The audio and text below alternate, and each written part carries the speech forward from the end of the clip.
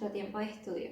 Me gustaría que puedas buscar tu Biblia, cogieras un lápiz, una hoja o tu propio cuaderno de estudio para que puedas ir conmigo a estos capítulos y podamos juntos averiguar lo que Dios quería decir y lo que Dios quiere decir en este tiempo. En el libro de Lucas, en el capítulo 22, versículo 15, lo voy a leer en la versión Reina Valera, nos dice: y les dijo: ¿cuánto he deseado comer con vosotros esta Pascua antes que padezca? Porque os digo que no la comeré más hasta que se cumpla en el reino de Dios. Quiero que por unos segundos puedas utilizar tu imaginación, que puedas cerrar tus ojos y realmente lo hagas. Quiero que lo hagas conmigo, que cierres tus ojos y podamos imaginarnos esta escena. Imagina este escenario. Quiero que mires la mesa, que mires el vino, que mires el pan, que mires las sillas donde están sentados los discípulos, que puedas quizás hasta observar dónde estaba puesto el sol, si ya estaba oscureciendo, si era de día, si era de noche. Es más, me atrevería a decirte que intentes imaginar el olor que se sentía en esa atmósfera. Pero más allá de imaginarnos toda esta escena, quiero que te sientes frente a Jesús, al Jesús que está narrando este hecho, al Jesús que nos está diciendo que ha deseado con todo su corazón comer esa Pascua con sus discípulos. Y quiero que lo mires a Él, porque quiero que hoy estudiemos el carácter de Jesús y su forma de Él mostrarnos cómo era su mente y su corazón a través de la tribulación. ¿Por qué te digo esto? Si nos ponemos un poco en contexto bíblico, si leemos los capítulos anteriores y los capítulos que van a venir después de esta Santa Cena, nos damos cuenta que ese mismo día el Señor va a ser apresado. Ese mismo día va a ser traicionado. Ese mismo día comenzará la pasión, su pasión. Va a comenzar, Él sabía que lo que había de venir. Pero cuando analizo esto, pasajes anteriores, Jesús le dice a sus discípulos: dentro de 2 días va a venir la Pascua y seré entregado para ser crucificado. Cuando Jesús le dice esto a sus discípulos, en el tiempo que lo dice, más adelante dice que los sacerdotes y los fariseos estaban reunidos haciendo un plan para apresarlo. Y el plan de ellos era no hacerlo en la Pascua, pero Jesús sabía que iba a ser en la Pascua. Mientras ellos estaban haciendo un plan humano, diciendo que lo iban a matar ellos mismos, y que iba a ser en otro día que fuera la Pascua para no ser alboroto, Jesús sabía que tenía que ser ese día y Jesús sabía que iba a ser entregado. Lo más curioso de todo esto es que veo a un Jesús contento, veo a un Jesús que dice que deseaba demasiado este momento. Pero si nos ponemos a ver la mesa, en la mesa estaba el que lo iba a traicionar y en la misma mesa estaba el Pedro que lo iba a negar. Y sin embargo, él toma de su pan y toma de su vino y lo comparte. Y es maravilloso pensar que la mayoría de las veces que estudiamos estos capítulos o estudiamos estos versículos, siempre nos centramos en el pan y el vino. Y comenzamos a estudiar si esto realmente era algo literal o era algo simbólico. Y comenzamos a discutir sobre esto. O quizás nuestras enseñanzas siempre se van al hecho de que el Señor dijo que lo volvería a hacer, que dejaría de hacerlo, pero lo volvería a hacer estando con nosotros nuevamente. Pero yo no quiero pararme en este principio. Yo quiero que ustedes vean la primera frase que Jesús dijo antes de cortar el pan y antes de cortar el vino. Él dijo: ¿cuánto he deseado comer con vosotros esta Pascua antes de que padezca? Él sabía que iba a padecer, pero su calma, su serenidad me hace admirarlo. Y me hace admirar más que el hecho de que él pueda cortar el pan y dárselo a la persona que va a hacer que él sea entregado. Y darle el pan a la persona que va a hacer que él lo niegue. Eso para mí es algo profundamente admirable.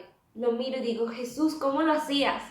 Yo no sé si sea capaz de sentarme en la misma mesa y compartir de mi pan y compartir de mi vino con las personas que están hablando mal de mí a mis espaldas, o con las personas que yo sé que en un futuro me van a traicionar. Sin embargo, él lo hacía porque realmente hay una revelación tan grande, y es que él estaba sentando en esta mesa lo que sería el nuevo pacto. Y el nuevo pacto no era más que otra cosa que la ley escrita en nuestros corazones. Jesús decía muchas veces: yo no vine a abolir la ley, yo no vine a desaparecerla, yo cumplo la ley, yo he venido a cumplir la ley.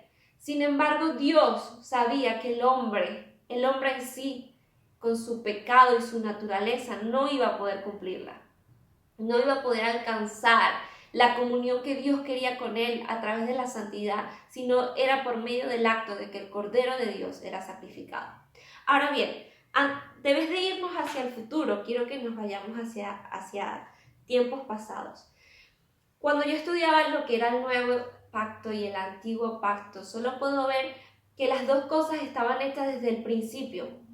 No hay un primer plan y un segundo plan. El pacto de gracia ya estaba hecho desde antes de la creación del mundo, porque Dios ya había planificado su Cordero.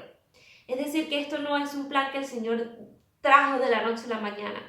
Y a pesar de que lo vemos en un orden cronológico para que podamos entenderlo, quiero que entiendan y no solamente veamos la humanidad de Jesús sentado en esa mesa, sino que ahora veamos su divinidad y comencemos a ver que el primer pacto fue dado en el monte Sinaí. Y yo sé, y me gusta pensar, y a través de los estudios podemos ver que Jesús estaba allí. Jesús no estaba como el Mesías reencarnado, pero estaba como el Hijo del Hombre, juntamente con Dios.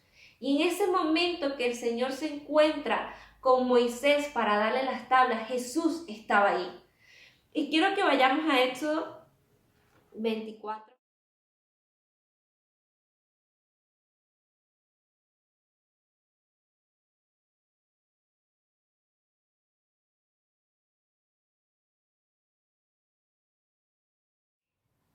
Dios quería volver a la comunión con su pueblo. Y la única forma que Él tiene comunión con nosotros es a través de la santidad.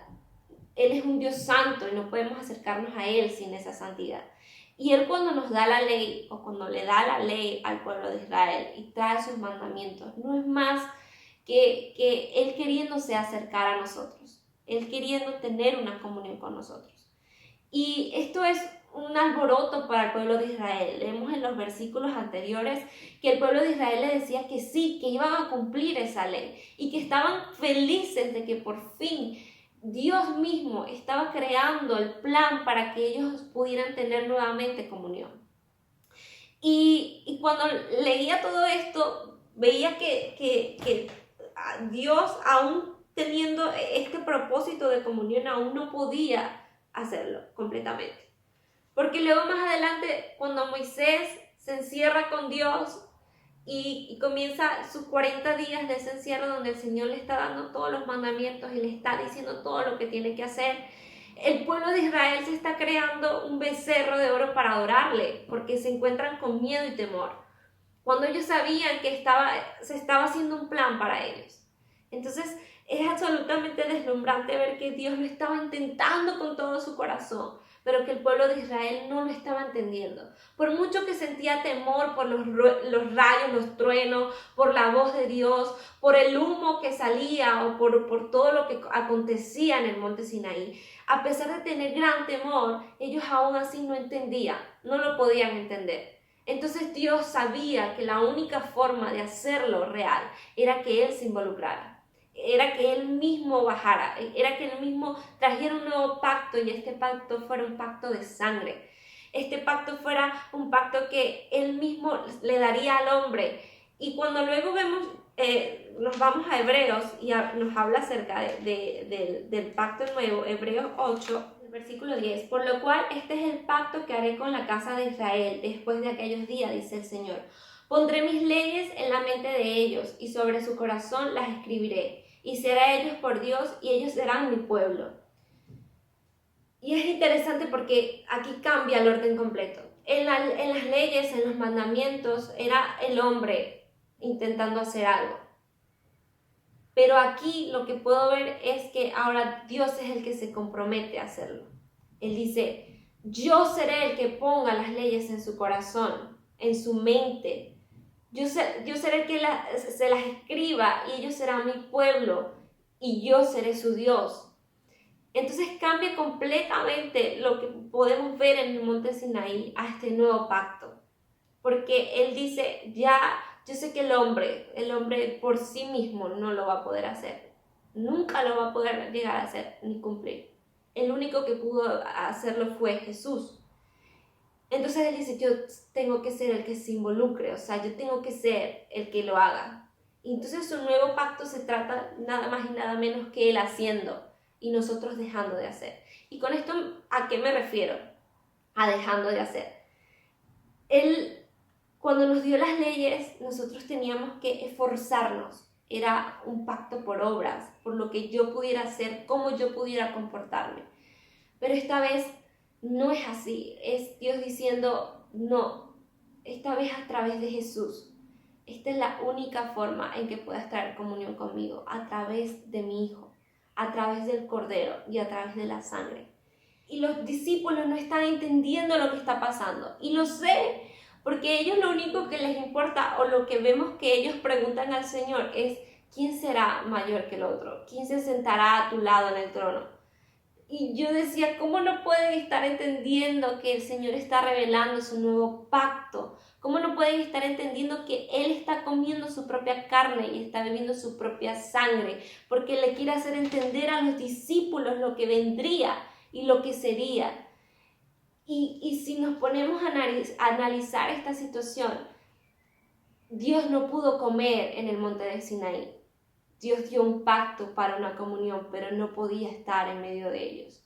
Pero esta vez era diferente, porque Él se había hecho hombre y estaba en medio de ellos, y ahora sí podía comer. Y esto solamente me refleja una íntima comunión. ¿Cómo es posible que que Jesús deseara comer antes de su muerte? Y que lo deseara tanto, porque era su deseo, esa comunión era su deseo. Y que iba a ser solamente a través del pacto de sangre, a través del Cordero.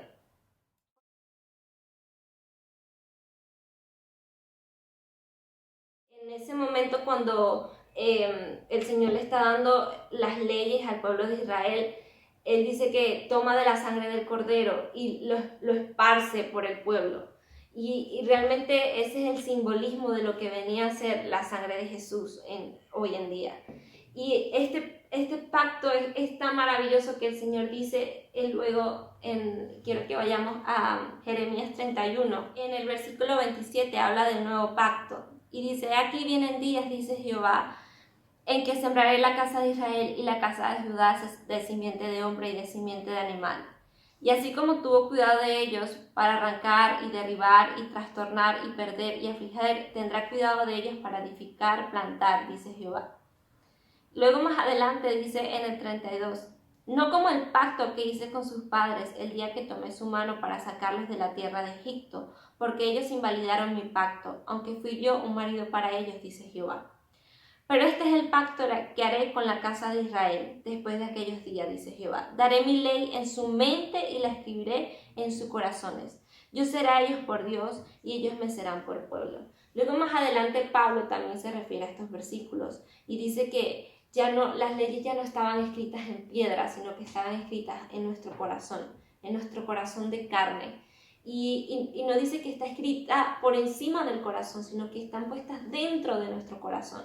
Es decir, que todo lo que Dios ha venido haciendo durante todo este tiempo se estaba preparando para este momento. Se estaba preparando para el momento donde las leyes estarían en nuestras mentes y estarían en nuestros corazones. Y es un corazón blando. Y dice que quitaría el corazón de piedra y pondría un corazón de carne. Es decir, que ya cuando Moisés baja con las tablas, él las destruye. Su ira dice que literalmente hace que caigan y se parten en pedazos. Esa era la ley de Dios, pero la ley escrita en nuestros corazones es imposible que sea borrada. La ley escrita en nuestro corazón es imposible que pueda ser destrozada, que se pueda romper.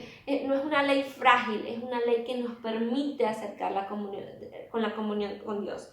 Entonces, si nos estamos sentados en esa mesa, si estamos sentados en la mesa con Jesús y podemos admirar su templanza, la manera en la que habla, la manera en cómo habla con sus discípulos. Y hay algo que quiero también destacar de este momento, y es que el Señor prepara a sus discípulos, porque le dice a Pedro, Pedro, tú me vas a negar. Él pudo haber omitido esta información, pero él quería prepararlos. Él le dice a sus discípulos, yo voy a sufrir y seré entregado y seré crucificado.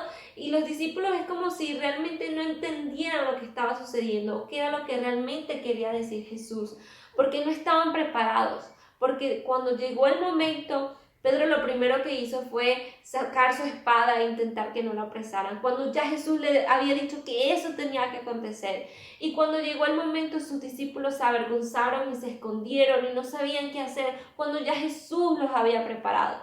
Cuando Jesús realmente veo que en sus últimos minutos antes de ser entregado, lo que le preocupa son sus discípulos. Lo que le preocupa es el deseo de que ellos entiendan lo que va a acontecer para que no se sientan solos ni angustiados y puedan ver que Jesús mismo estaba profetizando lo que iba a acontecer durante las siguientes horas. Ellos simplemente, yo creo que no escuchaban o no querían entenderlo porque era muy difícil de entender y de poder decir, Señor, no, yo no quiero que te acontezcan este tipo de cosas. Pero el Señor dice, es que es necesario, porque ese era el plan desde el monte Sinaí, ese era el plan desde antes del comienzo de los tiempos, ese era el plan antes de Adán, ese era el plan del principio. Esa misma voz que comenzó a crear el cielo, la tierra, los mares, era la misma voz que estaba dictando las leyes. Esas mismas manos que dieron forma, eran las mismas manos que estaban escribiendo en la tabla. Pero esas mismas manos que estuvieron allí son las mismas manos que escriben la ley en nuestro corazón.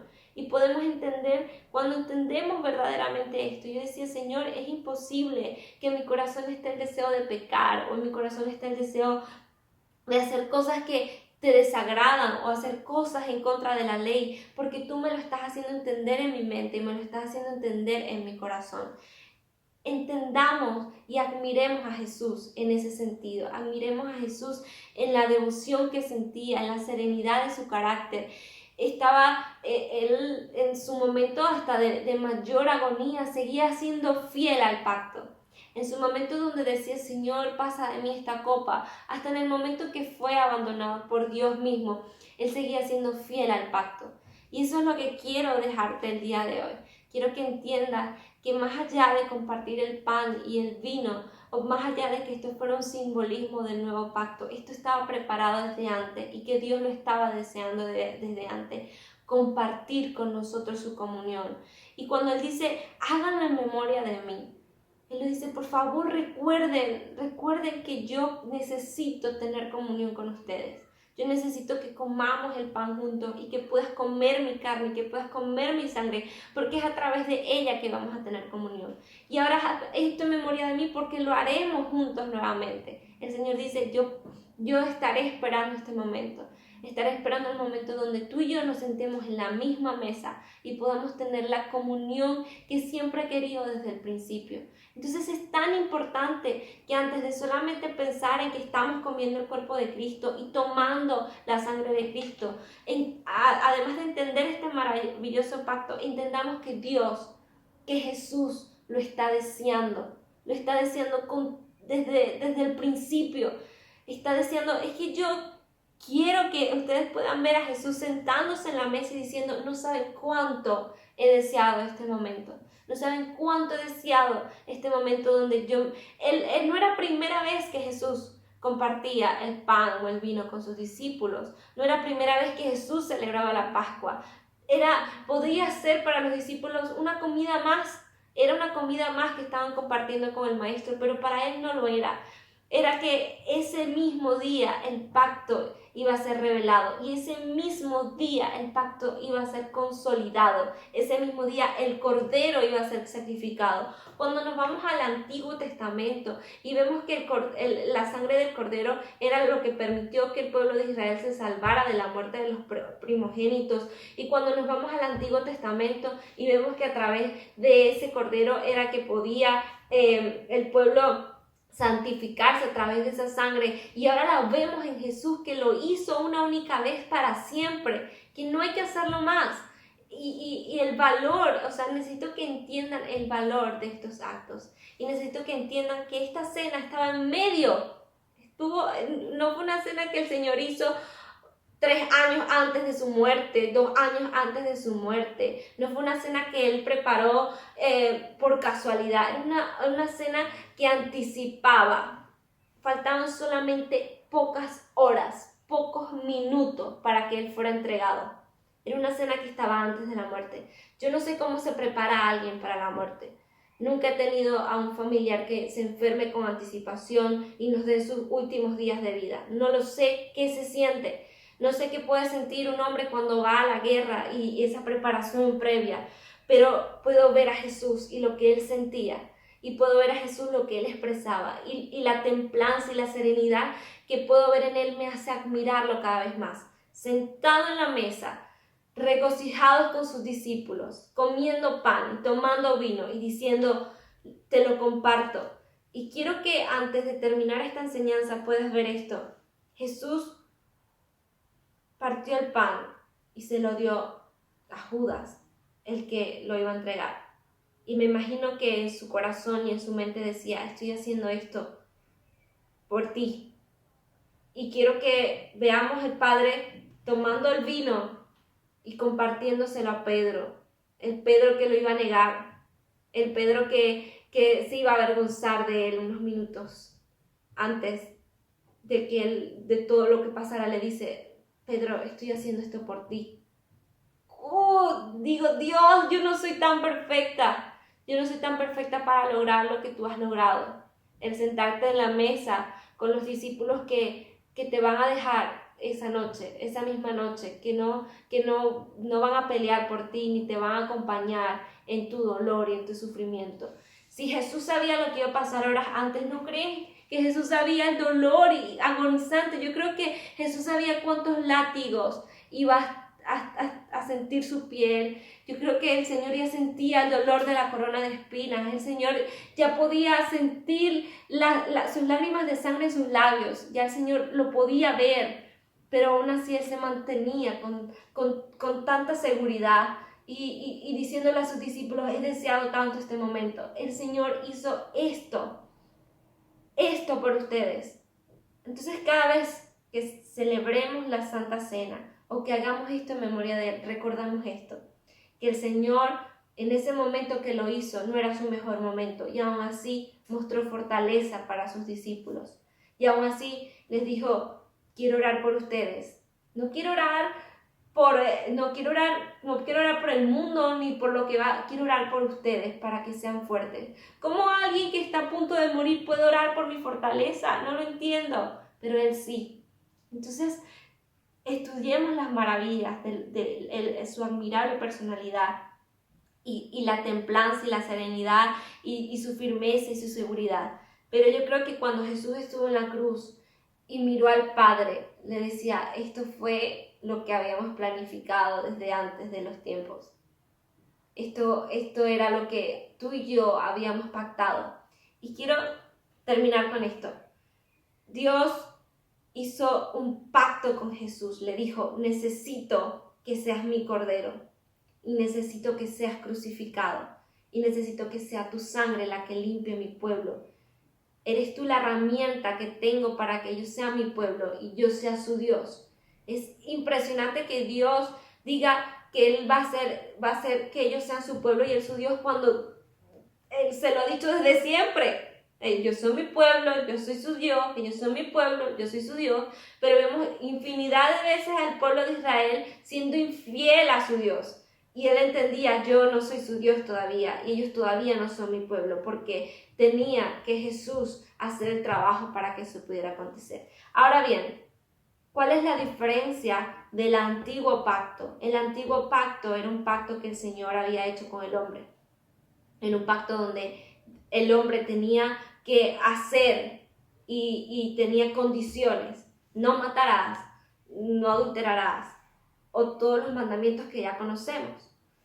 Pero esta vez el Señor no lo hace con el hombre, sino que lo hace con su Hijo. Le dice, es que a través de ti es que va a venir el nuevo pacto, y es a través de tu sangre que va a venir el nuevo pacto. Es por eso que lo que el Señor, lo único que le pide al pueblo es decir, solamente cree en que Jesús es tu Salvador, solamente cree que esa sangre es la que te limpia de pecado. ¿Y por qué lo veo? Porque luego más adelante quiero que busquemos Ezequiel 36 desde el versículo 22. Por tanto di a la casa de Israel, así ha dicho Jehová el Señor, no lo hago por vosotros, oh casa de Israel, sino por causa de mi santo nombre, el cual profanasteis vosotros entre las naciones a donde habéis llegado. Y santificaré mi grande nombre, profanando entre las naciones, el cual profanasteis vosotros en medio de ellas. Luego el 24 dice, y yo os tomaré de las naciones, y os recogeré de todas las tierras, y os traeré a vuestro país. Esparciré sobre vosotros agua limpia, y seréis limpiados de todas vuestras inmundicias, y de todos vuestros ídolos os limpiaré. Y aquí es donde quiero que terminemos y lo tomes en tu corazón. Dice, os daré corazón nuevo y pondré espíritu nuevo dentro de vosotros. Y quitaré de vuestra carne el corazón de piedra y os daré un corazón de carne. Y pondré dentro de vosotros mi espíritu y haré que andéis en mis estatutos y guardéis mis preceptos y los pongáis por obra. Quiero que analices este versículo y te des cuenta que lo único que Dios está diciendo ahí es que Él hará. Él dice, yo haré. Él no dice, tú tienes que hacer algo. No, Él dice, yo lo haré. Lo haré por mi santo nombre. Y lo haré y haré que tu corazón sea quitado la piedra y pondré un corazón nuevo. Yo seré el que ponga mi espíritu para que puedas andar en mis estatutos. Yo lo haré. Eso es lo único que quiero dejarte. Él lo hará. Tú y yo solamente tenemos que esperar que eso suceda. Y está sucediendo ahora. Cuando acepto a Cristo en mi corazón y digo, Señor, acepto tu sacrificio, inmediatamente las leyes están escritas en mi corazón. Inmediatamente mi corazón es cambiado. Inmediatamente las leyes escritas en piedras dejan de estar escritas en piedras y comienzan a estar escritas en corazones vivos. Y comienza a haber la comunión íntima con el Padre. Comienza a haber una reconciliación, el Cordero, la Pascua, la celebramos hoy por el hecho de que Jesús se sacrificó por ti y por mí. Es un alto precio, pero un precio que tú y yo no pagamos, lo pagó Él, porque Él había hecho una promesa con su Padre. Él sabía y entendía su propósito. Y entendiendo su propósito fue que no bajó los brazos. Él dijo, Señor, aquí estoy. Consumado es. Eso es lo que el Señor le dice, consumado es, ya el pacto está hecho. El nuevo pacto que reconcilia al pueblo contigo está hecho a través de mi sangre. Así que te animo a que sigas estudiando y te animo a que puedas celebrar la Pascua cada vez que puedas. La Pascua, comparte el pan y comparte el vino y recuérdate de Jesús. Recuérdate de que todo lo que hizo fue para que tú y yo tuviéramos intimidad con Él. Bendiciones.